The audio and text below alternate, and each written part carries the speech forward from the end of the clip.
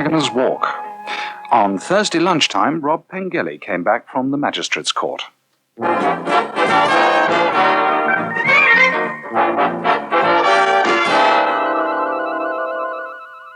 what happened? Nothing. It was adjourned. Adjourned? So that the police lawyers could prepare their case. Oh, so he hasn't been committed for trial yet? Not yet, no.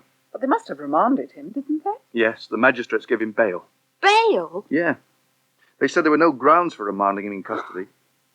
I suppose that makes sense, really, when you come to think of it. I mean, if he was innocent... But he's not innocent. Well, we know that, Sophie, but... Well, Dickon was explaining it to us. Dickon who? Yeah, Dickon Firth. He's a reporter from the Hampstead Herald. Oh, no, you're not telling me it's going to be all over that, too? No, they're not allowed to publish details of rape cases. Oh, thank goodness for that. Look, let's have some coffee. I've been meaning to make some for the past half hour. I suppose that must mean he hasn't got a previous record. The fact that he got bail. Well, that's what Dickon thought. No, he knows everything, doesn't he, this Dickon? Look, on second thoughts, let's not have coffee. Let's all have a drink. I'm sure you could do with one, Sophie. Look, I'm all right. There's a new bottle of scotch in the larder. Rob, you get it, and I'll get some glasses. Okay. He'll get bail next time as well then, won't he? Probably. Well, that means he'll be on the loose all the time until the trial. Afraid so. Oh, he wouldn't come near you again, though, Sophie. Here, have a drink. How do you know? Thank you. Well, he'd have had it if he did, wouldn't he? You mean you think he might get off if he's only done it once? I don't mean that, Sophie. Look, the police wouldn't be bringing the prosecution if they didn't think there was a good case against him. All this stuff about it being up to you, that's not true. Ultimately, the decision rests with them. They must think you've got a good case. Yeah, I suppose Dickon told you that too. Yeah, it is his job to know about these things, you see, Sophie. He's a reporter. And he is a very nice young man. I'm glad you said that, Claire, because, well, providing you're agreeable, he wants to come and share the top flat with me. Is something wrong? Oh, no, nothing. I'm sure he'll be a super tenant. Oh, no! Sophie? What on earth's wrong? What have I said? It's just, dear Rob, she was going to ask if she could move in upstairs with you after all. You're back then. Took you long enough. There was a lot of hanging about. Oh? What happened? Adjourned. He's out on bail. Bail? Right. God. Oh. What did he look like? Ordinary. Dark hair. Bit weedy. You seem depressed. Yeah, I am. I thought he was going to be someone I could hate.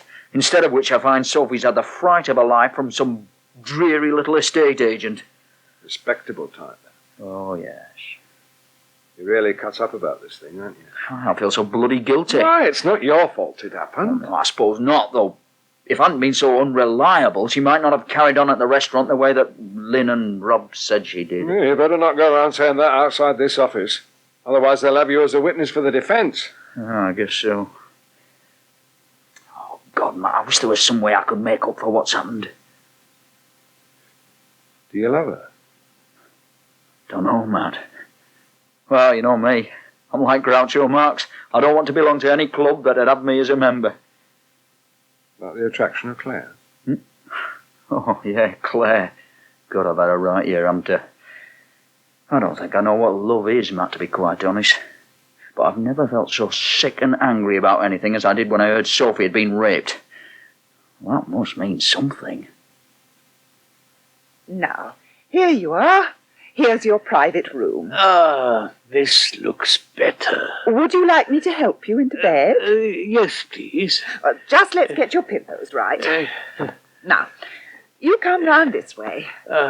There you are. Oh. Now, nice and comfy. Yes, thank you. Now, here's your telephone. And that's your remote control switch for your television. Oh, splendid. And your bell. Thank you very much. Do you want the television on? Oh, no, thank you. I shall rest. I've had hardly a wink of sleep these past 2 nights. Well. All the coughing and moaning and rushing up and down. I don't know what was happening to the man in the bed next to mine last night. They took him out and then they brought him back. Then they put cot sides on his bed. Then he was shouting. Oh, finally they gave him an injection. But it was lights and noise half the night. Oh, you poor old thing. And of course they wake you up at 6 o'clock. The least restful place in the world, a hospital ward. Yes. Well, it's quieter over here. I hope so. Well, I don't understand why I wasn't brought over here in the first place. My son knows perfectly well I have a private health insurance policy. Oh, Oh, hello, Peter. Isn't it a terrible day? yes. I'm soaked just running in from the car. Nice earlier on, too. The kids out in the car, are they? Yes, I've just collected them from the playgroup. Oh, you've got your hands full, haven't you? And Arthur ill as well. Yes, there is quite a lot to do. Can I have a block of ice cream, please, Shirley? That 77 is the one they like. Oh. This one? Yes, that's right. How is Arthur? George said he'd had a terrible turn earlier in the week. Yes, well, he's in hospital still. Oh. I think bronchopneumonia takes quite a while at his age. He didn't seem very well yesterday. Didn't he? Oh, poor old Arthur. Still, he's in the best place. Oh, yes. Right, that's 42 pence, please, Peter. Oh, fine. Oh, and I'll have a bottle of orange squash as well. Right. That's 27.69 altogether. Right. Yes, I shall go in and see him again this evening. I wish I could get in there before the evening. It's difficult to tell how he is, always seeing him late in the day. There we are, 69p. Thanks. Yes, well, I suppose he's tired by then, isn't he? Yes, that's right. I was hoping I might be able to farm the girls out to various friends this afternoon, but so far I've only managed to place Abby. That's the trouble, having three. Oh, well, I'd look after the twins for you, if you like. You would? But what about the shop? Early closing. You've only just caught me. Oh, Shirley, that would be wonderful. I could drop them round to you after lunch. No, I'll come over to you, Peter, if that's all right. They've got all their toys over at your place. Well, are you sure? That's very kind of you. Oh, certainly, I'll be glad to. Make a change from standing behind this counter looking at the door. Yes. How much longer are you keeping the shop on? I thought I heard you were giving it up. Yes, I am. Saturday week's my last day. Saturday week? Yeah.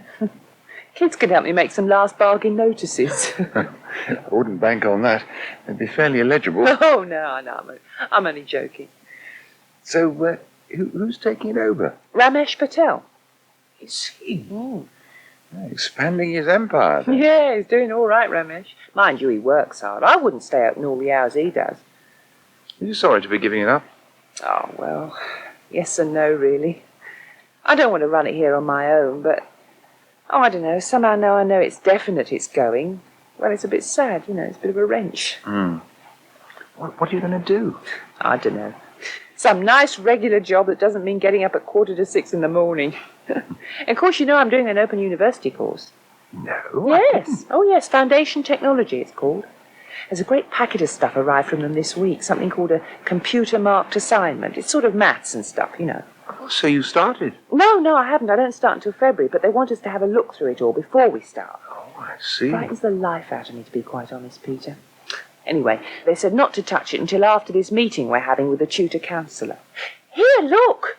Your Abigail's opened the car door. Oh, no, has she? Oh. She is naughty. I'd better get out there. Look, if it's still raining like this, Shirley, I'll come over and pick you up. About 2:30, okay? Rob, can I come in? Yeah, come in, Claire. Just finishing my ironing. Oh. How's Sophie? She's calmed down a bit. She's gone over to the old bakery to have a sleep. I gather she didn't sleep much last night. Claire, she did say she didn't want to move in here last time I asked her. I know. It's just... Well, she thinks she's outstaying her welcome at the old bakery. Yeah, I can understand that. What I was wondering, Rob... Yeah? I know it's awfully bossy of me. Go on. But we have had 3 in the flat before. No, I'm sorry, Claire. Oh. There's only 2 bedrooms, and I'm not prepared to share a bedroom. I see. I don't mind sharing a flat, but I've got to have a certain amount of privacy. That's fair enough. I'm sorry about Sophie, I really am, but there it is. I mean, she could come and sleep on the sofa for a week or 2. Yes. I think she probably needs to find something a bit more permanent than that. And there is another possibility. I don't know what you'd think of it. Yeah? Well, I don't think she would actually want to live downstairs with us. Come to think of it, I'm not sure Mike would want her to. having just got rid of Sonia. Go on. But if it's just a question of bedrooms, she could move into the room Sonia's been in. Joanna's old room, that is. Sonia's not coming back then? No, at least I hope not. And then maybe share with you and Dickon as far as kitchen and living rooms are concerned. Yeah? Well, yeah, that would be fine. If she's agreeable, and Dickon. Will you ask him? And if he is, will you tell her it's all right with me? Father? Father? Are you asleep? Oh, you've come. I didn't know where you were, Father. I got a bit of a fright when you weren't on the ward. How are you? Very poorly. Well, you're looking better. How long have you been over here? Since lunchtime. Oh. Are you planning to stay? You better sit down. Oh, thank you. Oh. Now, Liz sends her love, and Shirley Edwards. She's looking after the children, by the way. Oh, yes. And Jeremy sent you this get well card. He made it himself. Very nice. Put it over there, would you? Ah, yes.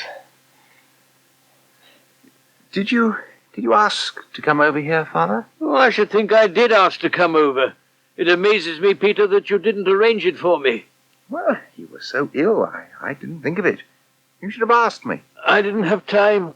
You were gone before I could say a word. Anyway, I shouldn't have needed to ask you, Peter. It's beyond my comprehension to leave me lying there, a man of my age, in a ward like that. I'd hardly a wink of sleep the past 2 nights.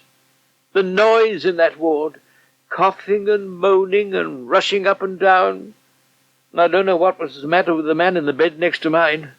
First they took him out, then they brought him back, then they put cot sides on his bed, then he was shouting, then they gave him an injection. Oh, there was lights and noise half the night. Sounds as if you enjoyed it. Well, enjoyed? How could I enjoy a pantomime like that? I'm a sick man, Peter. Yes, I know. I was only teasing. Oh, I can't imagine how you didn't perceive what an ordeal it must have been for me, that ward, Peter. Well, I'm sorry. All those sick people, the television blaring away. Well, at least they saved your life, the staff on the public ward.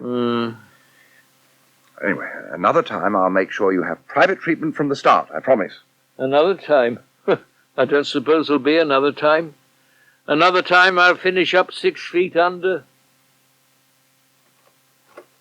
Hello, darling. Mike, hello. Good day? Oh, yeah, fine. Mm-hmm. What about you? Oh, how was Sophie? Very edgy. You heard from Dickon what happened. Adjourned, yes. And he got bail. Oh, well, that's the way it goes. She's very worried about that. Oh, I don't think he dare come near her again. That's what I told her. Mike? Yeah? Did Dickon tell you he was going to move in with Rob? Yes, he did. Yes, he seemed as pleased as Punch about it. Yes. The trouble is, Sophie wanted to move in up there. Oh, did she? Oh, well, there's enough room for 3. Yes, but Rob doesn't want that. So, well, I hope you don't mind, but I told him Sophie could use the studio, provided she did all her cooking and washing upstairs with them. Oh. What, move into the studio, do you mean? Yes. You do mind? Well, I mean, after Sonia went, I thought we weren't going to have anyone else staying in that room. I know, but she needs somewhere to go, Mike, somewhere local. She's in a very disturbed state. Oh, I'm sure she is. And that's exactly why we could do without her. I mean, we've had enough lame ducks for the time being. Do you want me to withdraw the offer? No. It's just sometimes I get fed up with a house full of lodgers. Anyway. How's Sophie fixed with Bill? Bill? Or wasn't she going out with him? I think that's over. He won't be coming round here then to see her? I don't think so. I don't know.